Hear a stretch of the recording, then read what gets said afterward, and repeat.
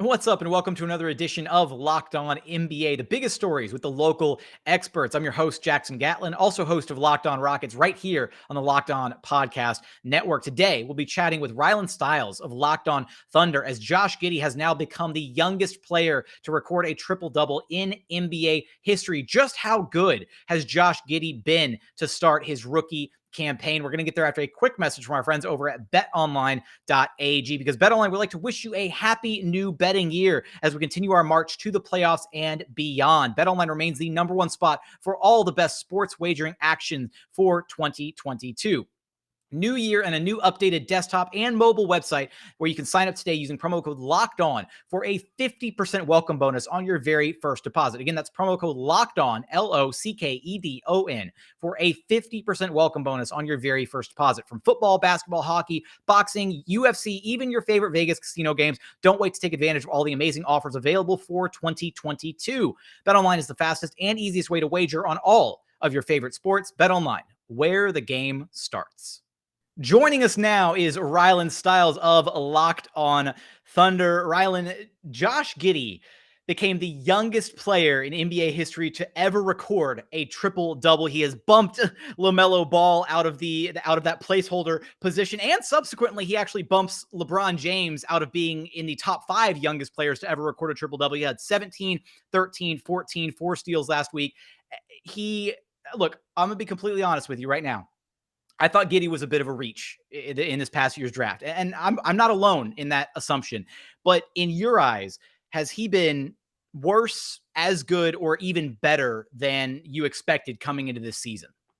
I think that everyone's answer would be even better. And if it wasn't, you're probably lying to yourself and trying to make yourself sound better than you were. Because I think that everybody at the time thought that this was an amazing reach because, with all the draft picks the Thunder had, you thought maybe they could trade up from 6. And then you had Kuminga fall down to 6, who was a consensus top 5 pick in the draft class the entire way until the month of the draft. And then he fell a bit in those big boards. And then you went up with Josh Giddey. Then you find out more about how they had a private workout in Vegas and how the Warriors would have taken him at 7.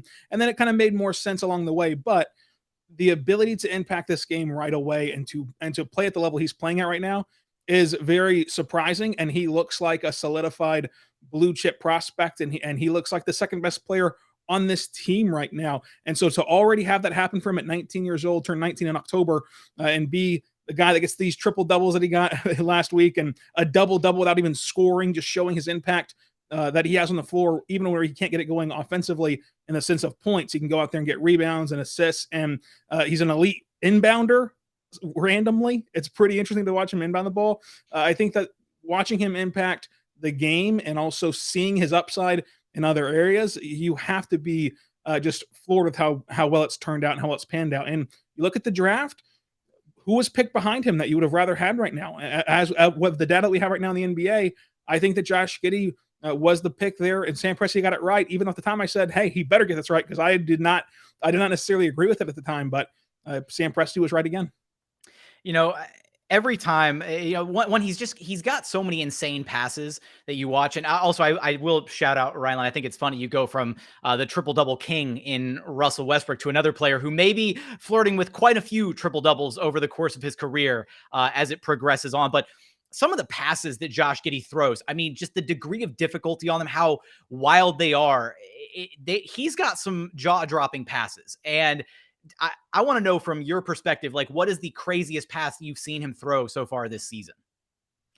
He's gotten off this random behind the back pass, like around the elbow area to the opposite low block for a dunk, which I was just awed with. I think that was probably one of his better passes that he's had this season.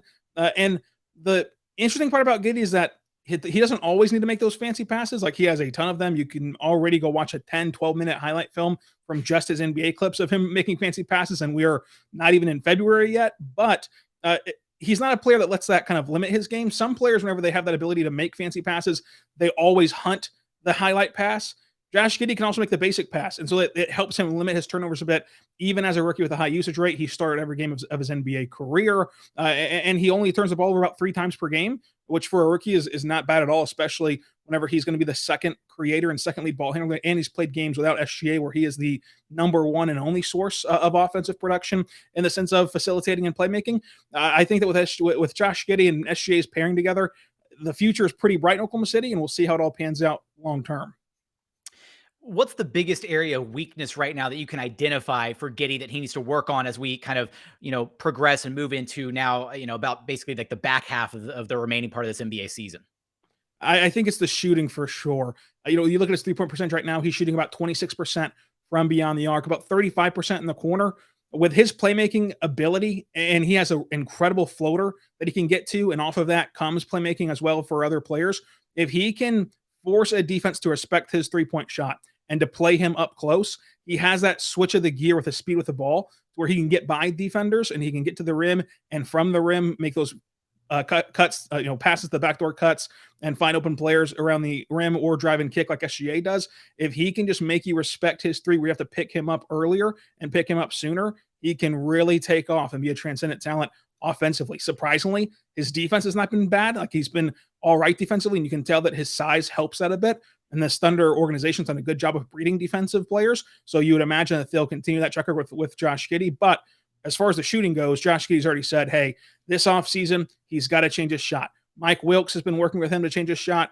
Everyone in the organization knows this offseason will be a time where they rework his mechanics a bit. You can't really do that in season. And Giddey's talked about that as well. So if he can have that happen this offseason or next offseason, then the sky is the limit for what he can bring offensively off of that jump shot.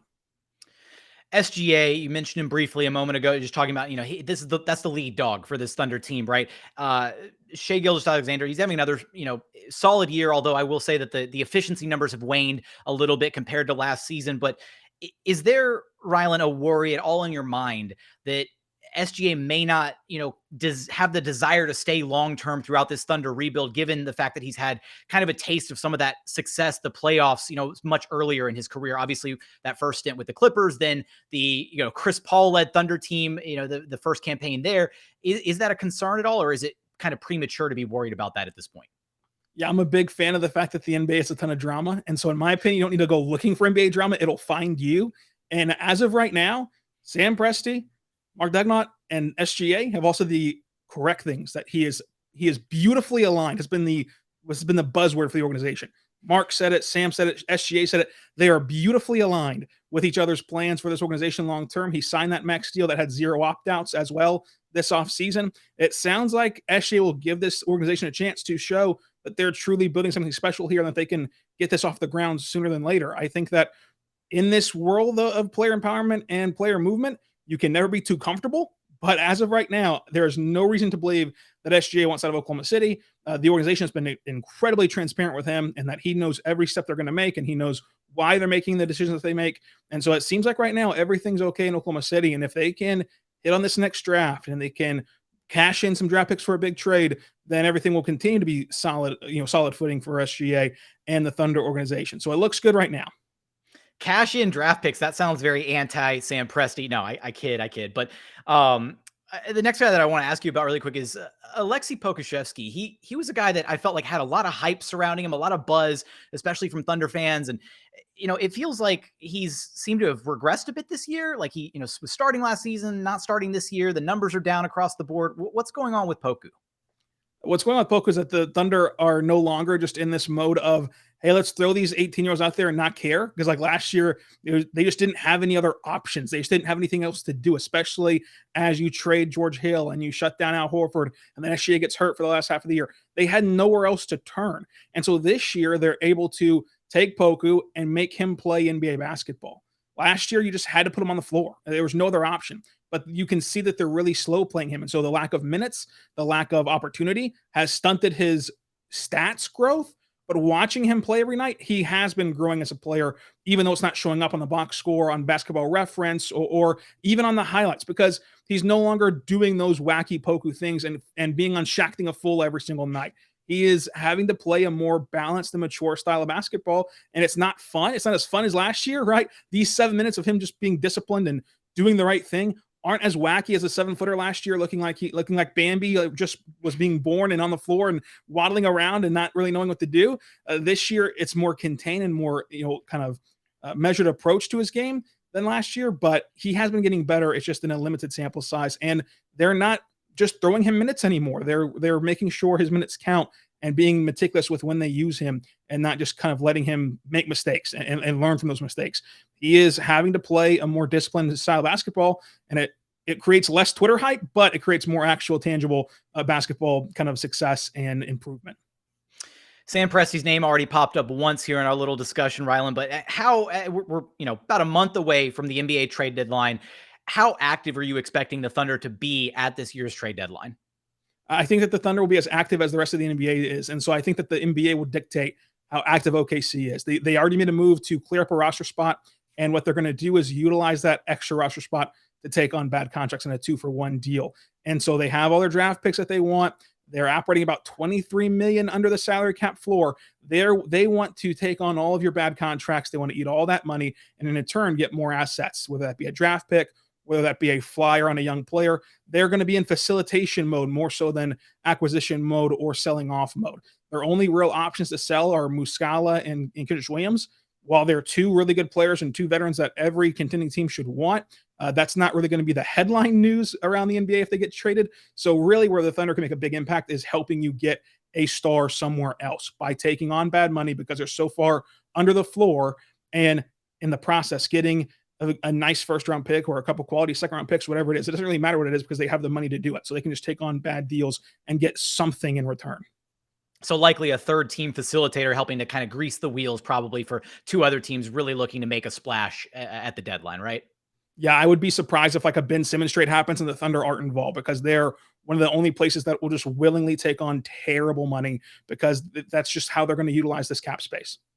Smart plays, as always, by Sam Presti. And as always, Rylan, you will have us covered for all of that over at Locked On Thunder. Appreciate you stopping by Locked On NBA with me.